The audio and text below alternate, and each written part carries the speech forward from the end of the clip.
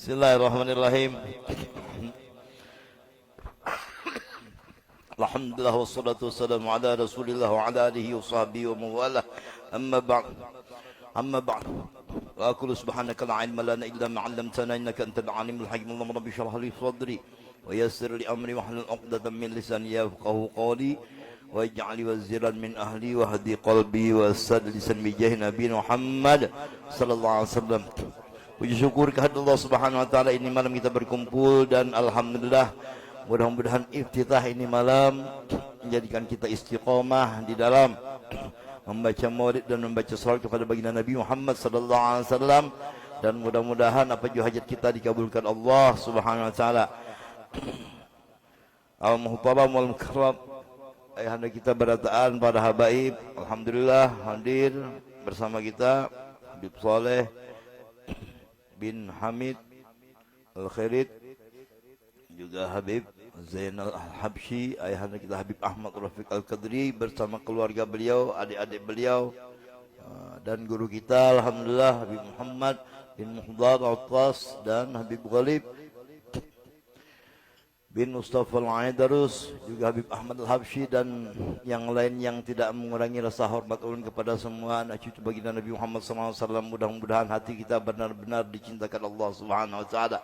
Tidak hanya mulut kita berkata, dan mudah-mudahan segala perbuatan dibenarkan Allah Subhanahu wa taala untuk mencintai Rasul dan mencintai keluarga baginda Rasul sallallahu alaihi wasallam sebagaimana yang disuruhkan oleh baginda Nabi sallallahu alaihi wasallam, adibu auladakum bi salasati khisal hubbun nabiyikum wa hubbu ahli baiti wa qira'atil Qur'an. Masyaallah la quwwata illa billahil aliyyil azim. Khususan yusahib hadzal kitab Syekh Muhammad Al-Syad Zain banjir usuli wa furun hadratin nabi wa al-sams syai'ul lillahi lahumul fatihah.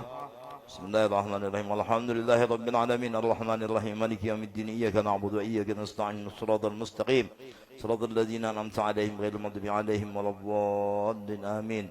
Bismillahirrahmanirrahim. Qala al-muallif rahimahullah ta'ala bi'annahu fid din amin ya rabbal alamin. Alhamdulilladzi faqaha fi dinihi man istafa min al-ulami wa zayyana ummat sayyidina Muhammad sallallahu alaihi wa alihi wasallam bis-sulahi wal ulama wa ij'alahum كواكب يهتدي بهم كل ضر في هلك الظلام والجهلاء وفضلهم بأنواع الكرامات ومنهم من قضى نحبه ومنهم من ينتظر وما بدلوا تبديلا. والصلاة والسلام على سيدنا وحبيبنا شفينا ومولانا محمد سيد المرسلين وخاتم الأنبياء وعلى آله وأصحابه السادات الأولياء وعلى التابعين والتابعين لهم بإحسان يوم الدين. أما بعد. Majlis yang mulia yang dirahmati Allah Subhanahu wa taala, bukan sidang Jumat yang berbahagia. Membaca manaqib seorang yang telah mendahului kita, menghadap ilahi. Tulisannya halus, bisa mengharap ya. Bahaya saya baca nih. Habatus soda jadi hayatus soda kena. Termasuklah kita mengenang dan mengingat kembali kebaikan-kebaikan mereka sebagaimana hadis uzkuru mahasina mautakum. Waqala Nabi sallallahu alaihi wasallam inda zikril awliya tanzilur rahmat.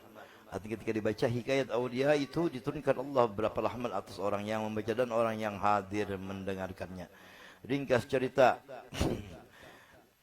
bahwasanya Syekh Muhammad Al-Syad Al-Banjari dilahirkan di tengah keluarga yang soleh dan solehah dari pasangan suami istri yang bernama Abdullah dan Aminah. Dilahirkan pada malam Khamis 15 Safar 1122 Hijriah atau 19 Maret 1710 Masehi.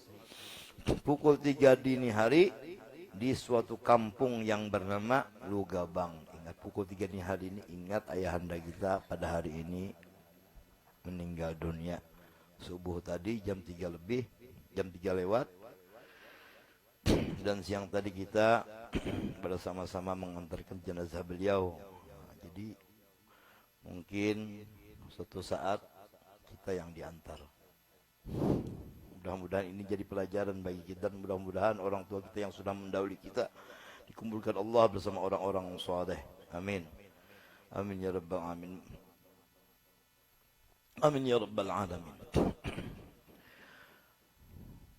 Menurut tulisan Alimul Alamah Haji Muhammad Khatib bin Alimul Alamah Pangeran Ahmad Mufti bin Syekh Muhammad Arsyad Banjari menerangkan tentang riwayat singkat orang tua Syekh Muhammad Arsyad Banjari, wa kana Abdullah Banjar hindiyatan mansya'an wa lugaban maskanan wa qablan wa kana najjaran habiban lis-sultan.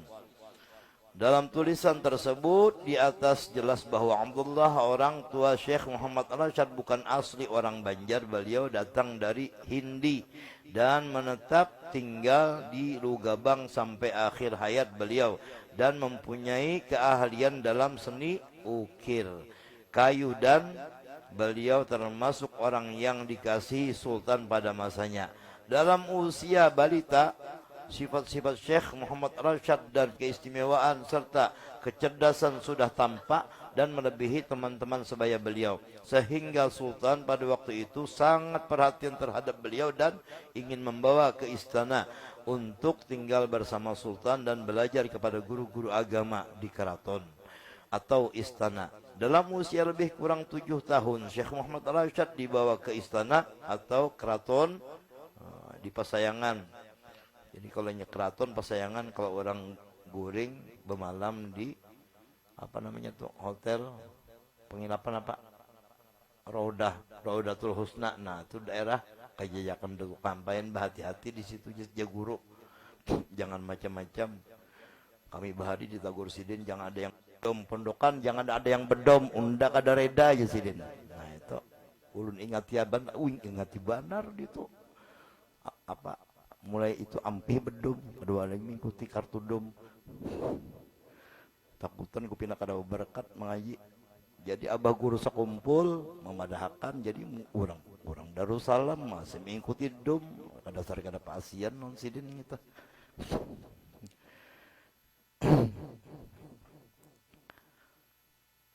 Curhat. Dalam usia lebih kurang 7 tahun, Syekh Muhammad Arsyad dibawa ke istana tadi dan berpisah dengan kedua orang tua beliau semata-mata karena untuk belajar. Begitu tinggi himmah beliau dalam belajar sehingga rela melepaskan kesenangan bersama kedua orang tuanya.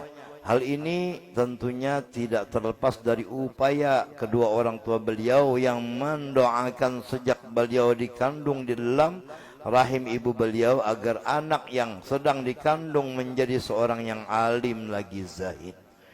Jadi selama di istana atau keraton beliau itu sangat disayangi oleh guru-guru beliau dan pengawal istana. Sopan santun orangnya, ramah tamah terhadap sesama dan rajin dalam belajar adalah merupakan pakaian sehari-hari beliau, sehingga dalam waktu relatif singkat beliau sudah menguasai berbagai bidang ilmu. Namun bagi beliau yang selalu haus dengan ilmu, masih ingin lagi belajar memperdalam ilmu kepada guru-guru di Mekah dan di Madinah. Hal ini disampaikan beliau kepada Sultan sehingga beliau dikirim ke tanah suci Mekah setelah dikawinkan dengan anak sultan. Bahkan anak sultan tersebut dalam mengandung anak beliau, dalam keadaan mengandung ditinggalkan untuk mengaji ke Mekah musyarrafah. Dan lebih kurang 30 tahun di Mekah dan 25 kali mengerjakan haji. 25 kali. Mudah-mudahan kita berhaji berataan. Serta 5 real. Nah 5 real.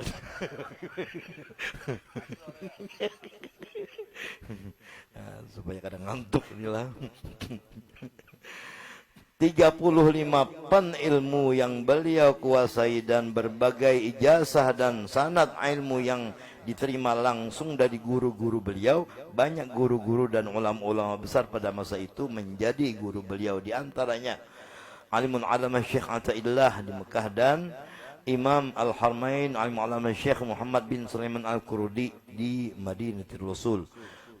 Sedangkan guru khusus di bidang tasawuf yaitu Syekh Sayyid Muhammad bin Abdul Karim Seman, sehingga beliau menjadi khalifahnya Syekh Seman di Banjar.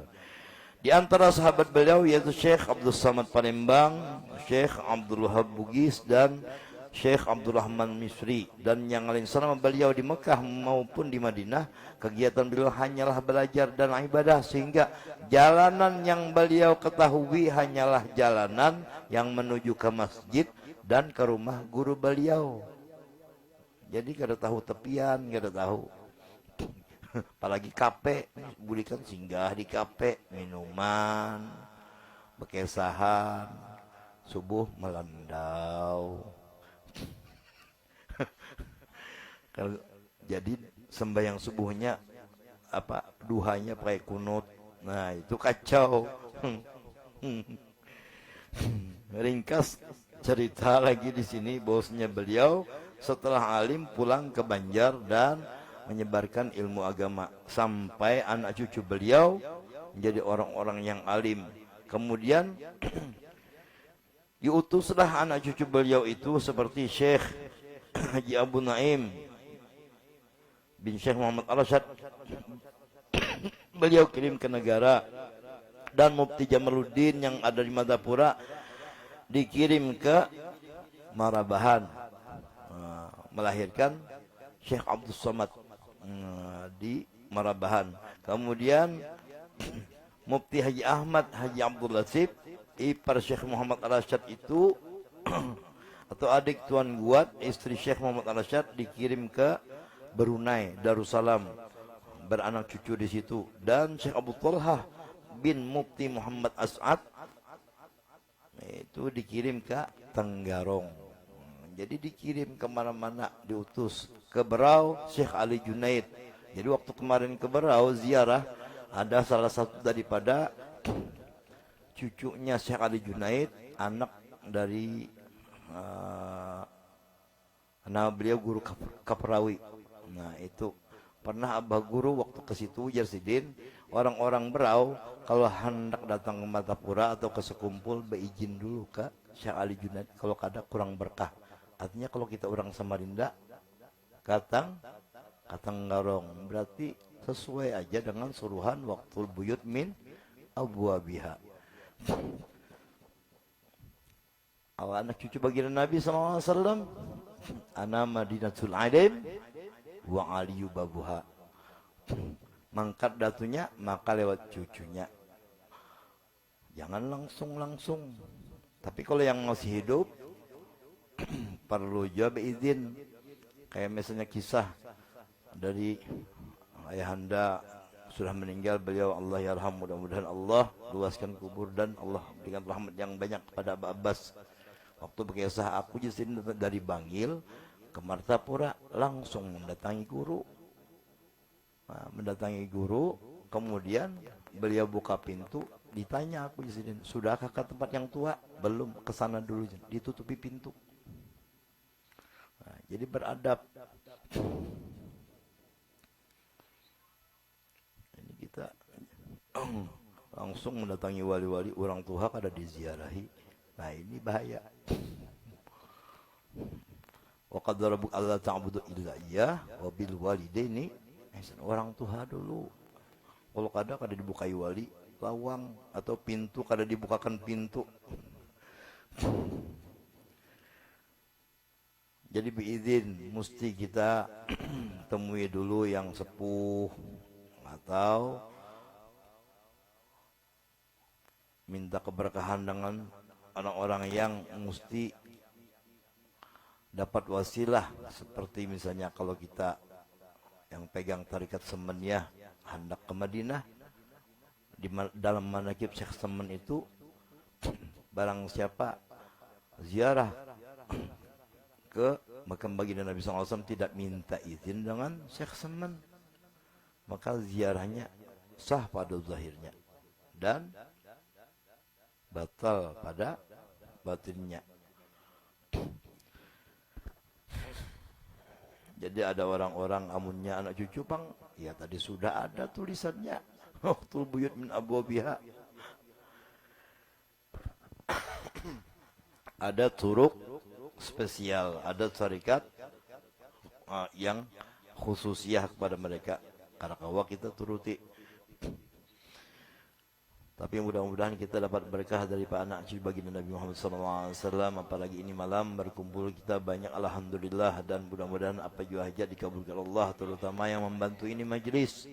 Nah, supaya majlis itu jalan, ada satu lagi yang pernah ulun dengar dan sekarang ada terbuka lagi setelah membuka apa Facebook, ada video dari Abah Guru yang kebanyakan sekarang ini ditinggal orang. Ujar Sidin doakan agama Islam dan umatnya. Yang kebanyakan khatib-khatib sekarang ulun rancak memperhatikan langsung Allahumma ighfir lil mu'minin wal mu'minat wal muslimin wal muslimat. Harusnya jangan ditinggal. Ujar Sidin, Allahumma izzal islama wal muslimin. Doakan Islam, agama Islam didoakan, dan orang Islam yang memegang agama Islam itu didoakan supaya apa? Mulia, kada dihina-hina orang kita. Allahumma izzal Islam wal muslimin wa alif qulubahum, dan satukan hati mereka supaya bersatu. Polisi, tentara, pegawai, pejabat bersatu. Kada ada lagi doa itu, sehingga Pak polisi bakal lawan tentara. Pejabat kada tahu-tahu lawan pegawai. Orang miskin menyariki lawan yang sugih. Ngapa menyariki yang sugih? Menagih hutang. Kerta orang kada bisi duit, jadi tagih-tagih terus. Mu'allif qulub. Jadi jangan sampai ujasin, apalagi kita meninggalkan, walaupun sekarang ini misalnya kada sembahyang di hari Jumat, masing-masing kalau bisa kita setiap habis sembahyang sekali barang Allahumma izzal Islam wal muslimin. Sambung pula kada apa-apa yuk, ahlikul kufrat wal musyrikin wal munafikin, biar bangai berataan.